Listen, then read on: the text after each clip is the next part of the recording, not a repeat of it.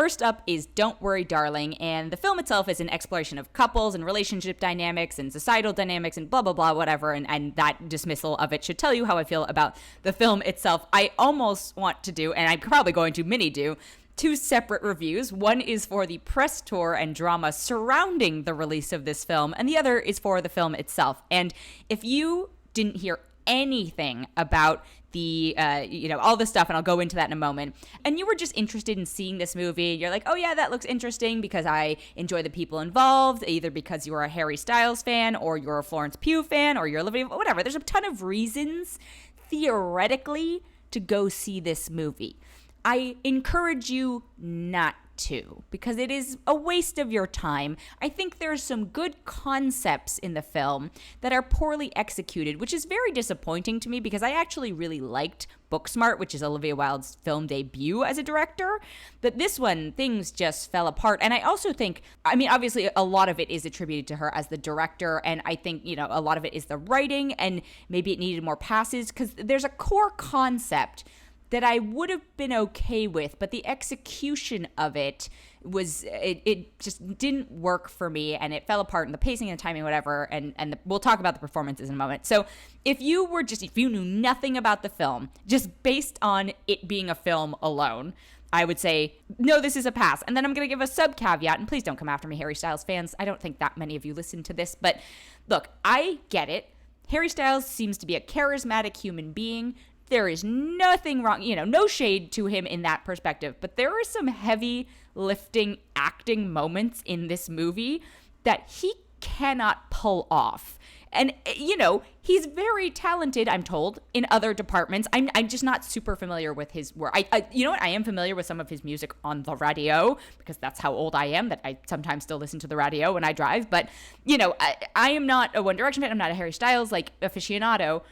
But I can acknowledge that he's clearly talented and appeals to a lot of people. But that does not make him a deep, serious actor, and that is what this role calls for. And I actually think there are maybe a couple other supporting roles in the film that he might have been better in.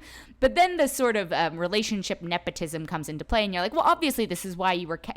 I can see where it fell apart and why... there are some of the more lovey-dovey couple moments where I was like, oh, okay, he seems fine. Maybe it's not as bad as I thought it was going to be. And then the heavy lift came, and I was like, oh. And by heavy lift, I mean, the dramatic stuff. And I was like, oh, okay, no, you should.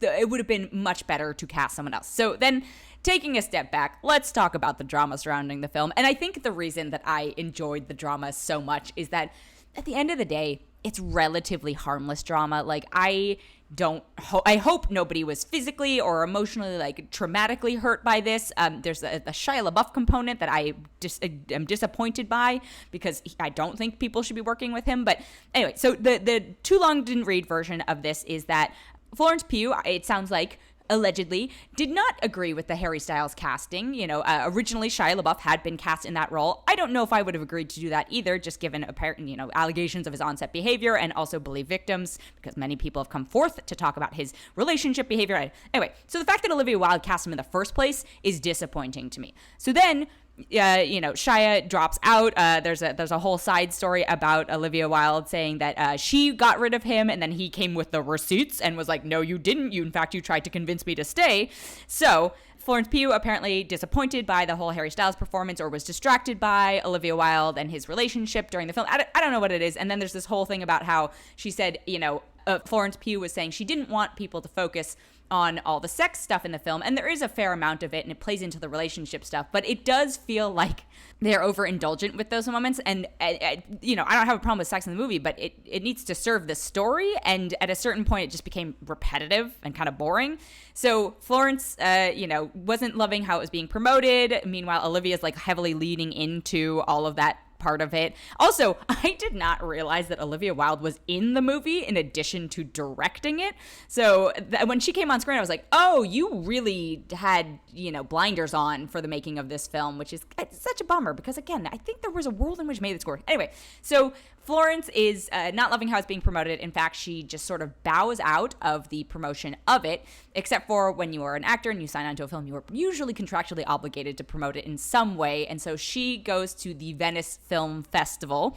And then there's this Like you can see the rest of the cast, by the way. So it's Florence Pugh, Harry Styles, Olivia Wilde, Gemma Chan, Kiki Lane, and Chris Pine. And also Nick Kroll shows up, go figure, and then Kate Berlant.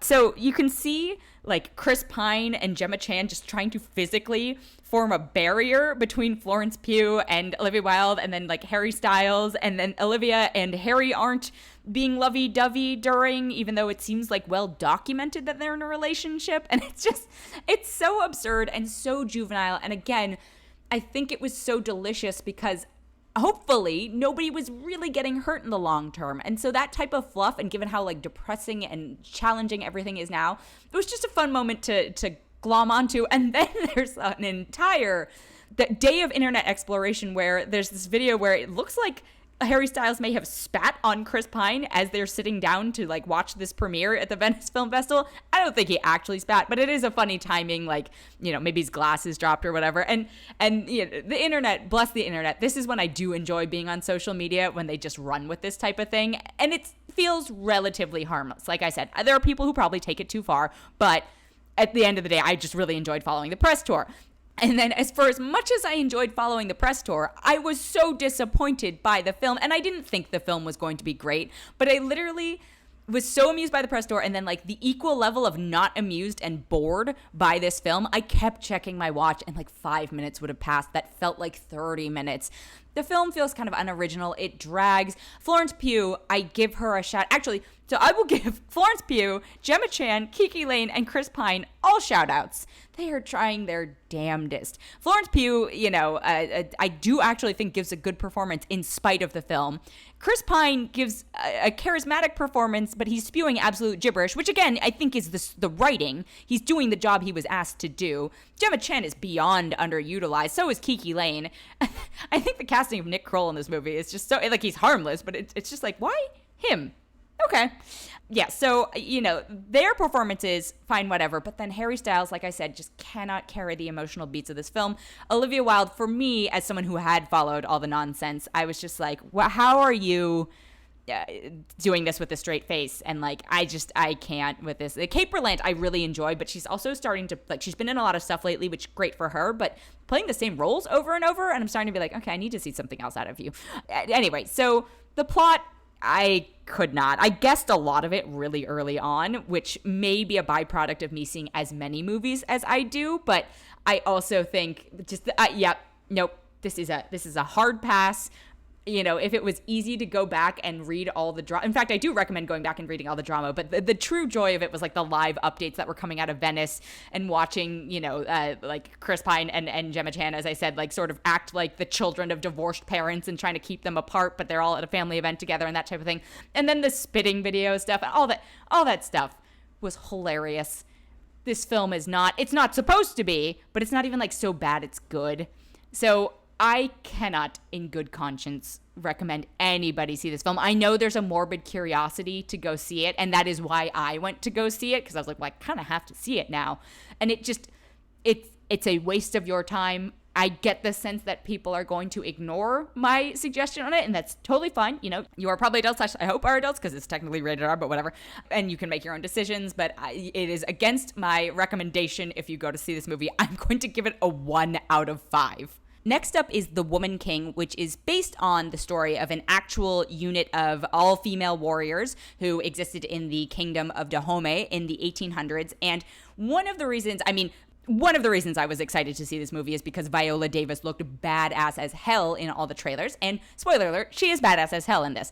But as I saw the trailer and I was really excited about it, I was like, oh, let me read a little bit more about this. And then found out that the kingdom of Dahomey was known for being very fierce, but also engaging in the slave trade and basically giving the people that they conquered to Europeans to sell as slaves. And I was like, is this movie going to acknowledge that and talk about it? Because that's dark. And obviously it is super complicated and about the colonizers. And, it wasn't like they were like, oh, let's start a slave trade ourselves. They were effectively forced probably into it. But that being said, they still were participatory in it in their own way. The film does acknowledge it, and I don't know how much sugarcoating it's doing in terms of their motives and all those things, but I still felt that it acknowledged it in a satisfying way that I could enjoy the film. So I was like, okay, phew, I'm so glad they talked about this. I mean, I'm not glad, but like, we're not at least trying to sweep it under the rug. So Viola Davis plays the Lady General of this troop of women. John Boyega is the king, and what a year John Boyega is having. Credit to him. And, I think it's been great they've been in the marketing, but I really want to give a shout out to Lashana Lynch, who is so wonderful in this movie. Like, I've not always, because that's, I've been a fan of hers since I first saw her, but this film, I was like, wow, they're really underselling how much she's in it and what a joy of a character she's in and how good she is in it. She teams in it through so Mbedu, and I don't know if this is the exact right analogy for it, but it did give me a little bit of Black Lady 300 vibes, which I absolutely loved. Like, it's just fun to see an action movie like this sometimes, and yes, there is a message to it, but also it is about battle, and the fighting didn't feel boring to me, because I feel like sometimes these action movies just get so bogged down in trying to create a spectacle and outdo themselves and effects.